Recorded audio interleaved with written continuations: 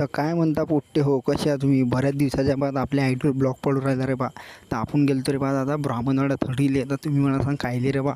तर आपण गेलतो डायरेक्ट सोलरचं मीटर लावायले. तिथं रे बा आपलं अड्डूबू कनेक्शन करून राहिलं रे बा मीटरची वायरिंग. तर मीटरची वायरिंग चालू होती रे बा आणि तसा होती रे बा लिफ्ट.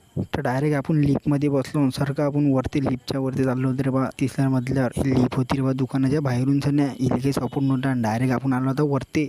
मग वरती आले तिथं तर बम दिसला रे बा. सोफे होते, साऊंड बार होतं, सगळ्याच वस्तू होत्या रे बा इथं. मग आलो रे बा आम्ही डायरेक्ट वरती. मग वरती आल्यावर काय रे बा LCBची बॉक्सची मग त्या दादानं चुकली होती रे बा वायरिंग. त्या दादा करून देऊ राहिले डबल वायरिंग सन्या. त्या दादानं पहिले वायरिंग पाहिली रे बा LCB बॉक्सची. तर वायरिंग काही चुकली नाही म्हणे. मग चालले डायरेक्ट सोलरच्या वरती. सोलर किलर पाहिलं देईन. सोलरचं कनेक्शन बरोबर आहे म्हणे. मग डायरेक्ट आपला तर आपण आलो डायरेक्ट मग खाली. तर मग त्याच्यात आपल्याला करायचं होतं रे बा जनरेशन मीटरचं कनेक्शन. तर आपला अड्डूबू करून देऊ राहिलं रे बा कनेक्शन. तर आपला अड्डूबू करून राहिलं रे बा कनेक्शन. तर कनेक्शन झालं रे बा डायरेक्ट सुरू.